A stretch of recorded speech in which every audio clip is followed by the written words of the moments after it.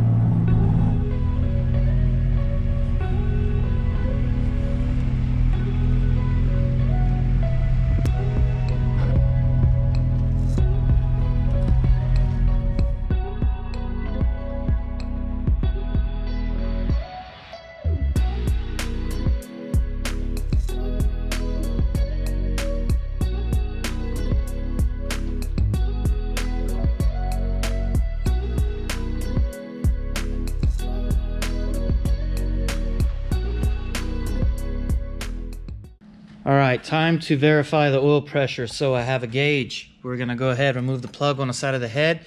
We're gonna go ahead and insert this on that end, and we will crank the engine over. Now I'm gonna remove the spark plugs out of the engine so there's, less resistance, and I can crank it over for a good minute and make sure that that comes up. If that comes up, hey, we're good, man. We got oil pressure, so the sensor will be the problem. I do have a replacement one. Now it's not an OEM one, but it's readily available and it's here, so we're using it. And also a temp sensor as well, and same scenario, it's here at the parts store, we're using it. Aftercat O2 sensor, this should take care of all the codes. As long as we have good oil pressure, we can continue on with this. So let's go ahead and cross our fingers and hope that that is the case, and let's just go ahead and do it, man. I'm feeling pretty confident that it's not the oil pump, but let's find out.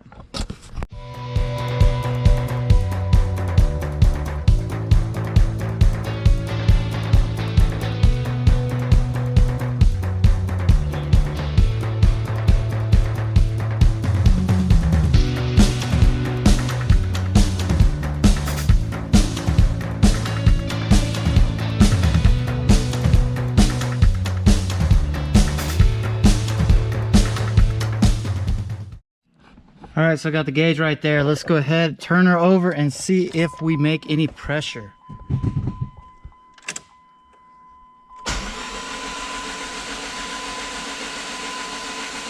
There we go. Yes.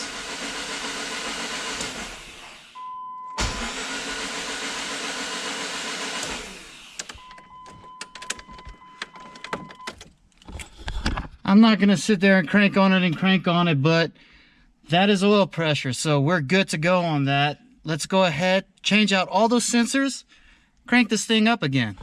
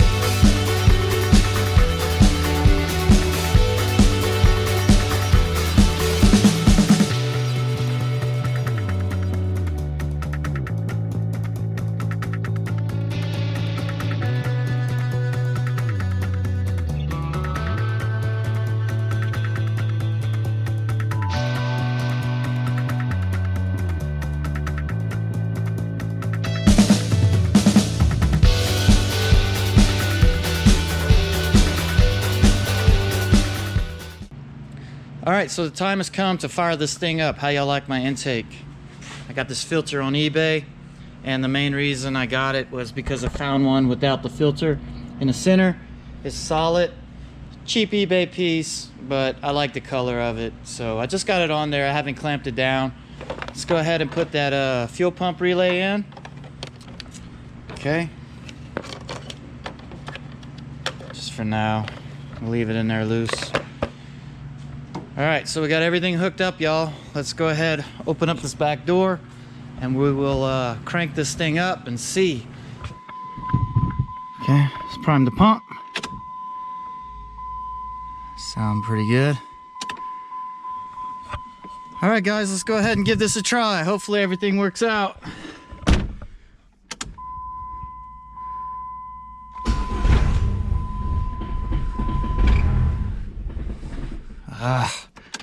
It's not good.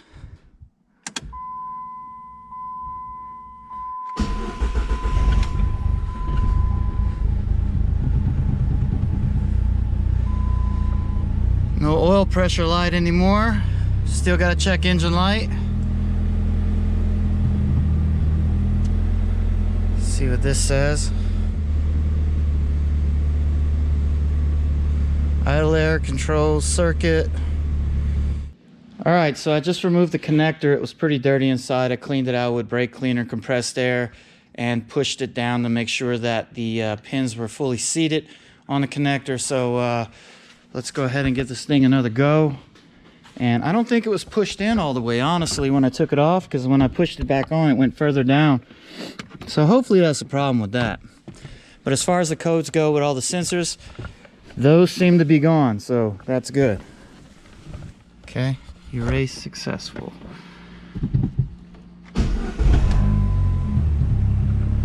Well, look at that. No check engine light. No oil pressure light. I do have an ABS light and a brake light. But hey, that is good. It's idling on its own.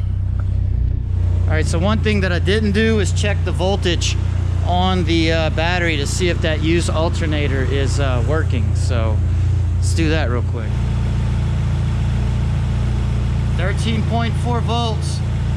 Well, I took the gamble on that alternator. It seems like it worked out, so hopefully it lasts for a while. Got things warming up, so it's burning off the exhaust. That's perfectly normal.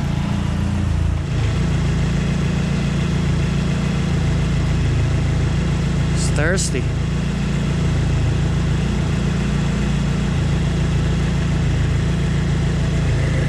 Well, that's all my coolant.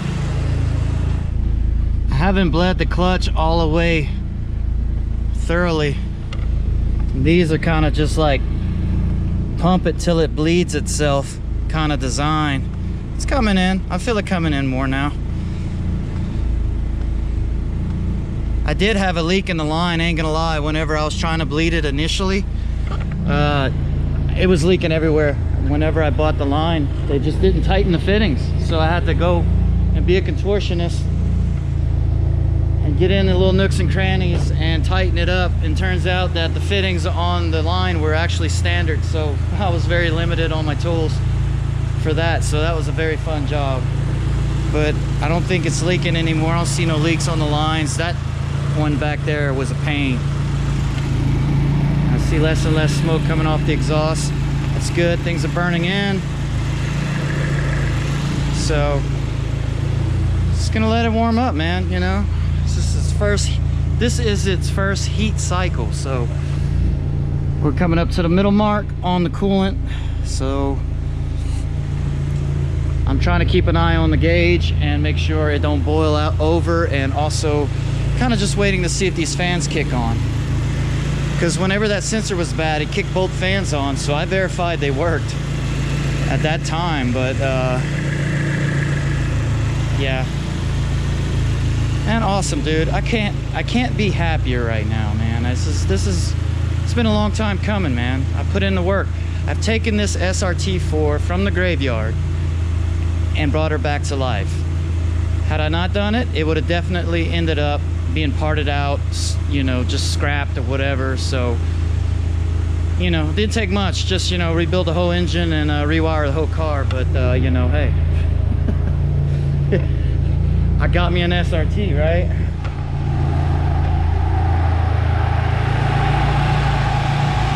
Good. Good. Hell yeah. Oh shit, it's the coolant is rising. Is it going back down? Let's see. Fan's gonna cool it off. Yes. So it went back down. It was up right here, man, when I saw it. So it went back down. That means the thermostat cracked open. It is good. The fans are on. The coolant system is bled. And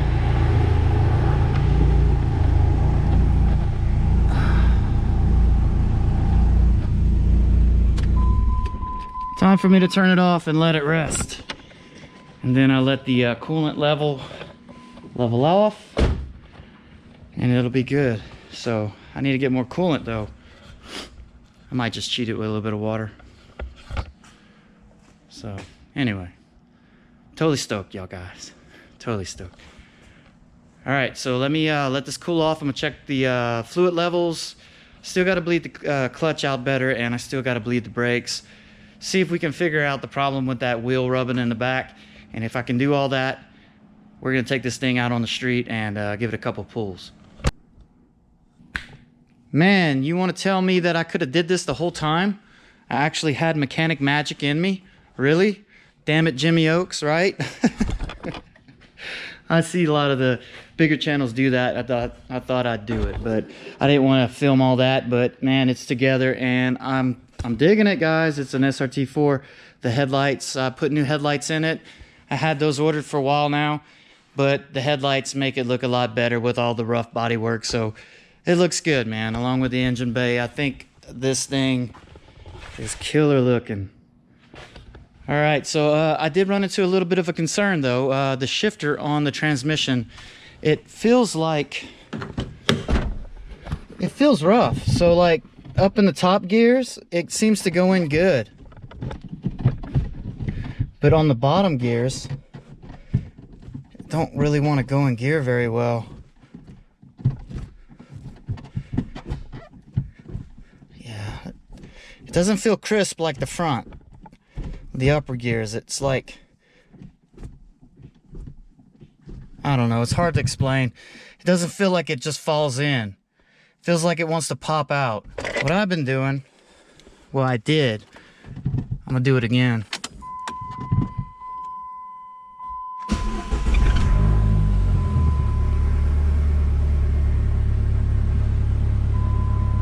So what I'm gonna do is I'm gonna let the car warm up a little bit. I'm gonna put it in gear like that. I'll let it go. So I'm gonna let it spin a little bit, and then I'm gonna try shifting through the gears and see if I can work the transmission out. I think it might be the cables. Kind of feels like a cable thing to me, but we'll have to figure it out. And on the donor car, the cables look different than the cables that were in here, so it may be a matching set with the shifter that I took out of there. I don't know. Unknowns, we got to figure this out. So I do want to drive it. So let me see how it shifts right here. Here we go. Okay, that's second. Third. Now third was a bitch to put in. Fourth. Man, it doesn't feel. God, it shouldn't be that way.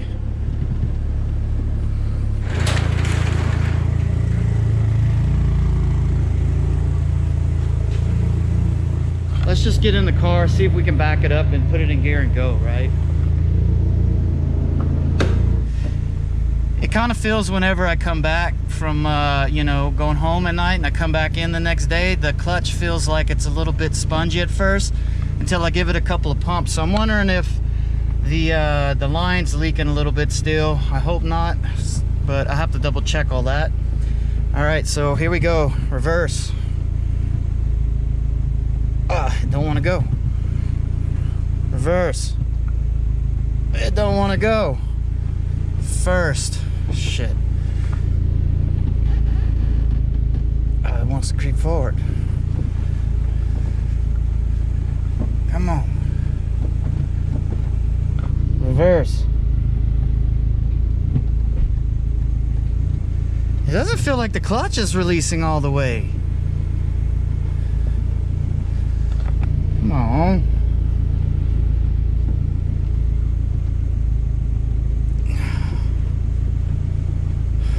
Man. Alright guys, so two things are going on with the SRT4. We know that when we put it in gear, it wants to creep forward. That tells us that the clutch is not fully disengaging. I complained about the sponginess feeling of the clutch whenever I come in the morning and I pump it for the first time. It feels spongy. So I'm led to believe that the problem is in the bleeding. We need to get this thing bled out so that it can fully disengage that clutch. Whenever I push the pedal down, it feels like it's at the bottom of the stroke that it's doing something. So when I start pumping it a lot, it feels like it starts increasing that, but then it feels like it still should be more. And trying to put it in gear with it creeping, that confirms that. So hopefully I can figure out a way to get this thing bled better and get that thing to where I can at least put it in gear and have that clutch disengage. But I also am having a problem with it going into gear, like the feeling of it. It feels like cables. And like I said, the donor car had different cables, so I'm led to believe that that is a set with that shifter. I don't know. I'm just thinking. I'm trying to logically think about this and not waste a lot of time and focus it where it counts. And I'm thinking that those cables might be playing into that, and I think that the clutch needs to be bled. Now, a way that I can, quickly figure it out is I could try to swap this in and see if there's a difference in feel with that shifter as opposed to that shifter. And if that feels like it should when I install it, then I know for a fact that those cables need to go with that shifter. I think that's a good logical way of thinking about it, right? So you're not doing a lot of work. So it's probably what I'm going to do. Swap the shifter, see if it shifts good. Shifts good, then I know that the cables need to go with that shifter. So that'll solve that problem. And then hopefully I can figure out a way to get the clutch system bled out better, and that'll fix that problem. And then we'll be able to drive it for the first time. So let's just cross our fingers and hope that we can, that those are the issues and I can figure it out relatively fast that way. Other than the clutch, hopefully I can bleed that out. I'm going to start looking. You guys got any tips or anything y'all want to share with me on that, which I'll do, man? Go ahead, drop it in the comments below. I would be more than happy to hear y'all out on what y'all do. Or if you have ran into this, let me know. I'm curious. So it does have an aftermarket clutch line, still braided clutch line. And I don't know, man. Hopefully I can figure it out and get this thing on the road pretty soon, because I want this to be my new daily. So this is what I want to drop the kids off at school with. And then all the little shitheads that want to race me, show them what's up. All right, man. Anyway, that's all I got to say, man. We don't know what next episode's going to be. It's going to be a toss-up. Hopefully I can figure this out, and it'll be me driving this thing. So until then, we'll figure it out. Like, comment, subscribe, and share. Peace out.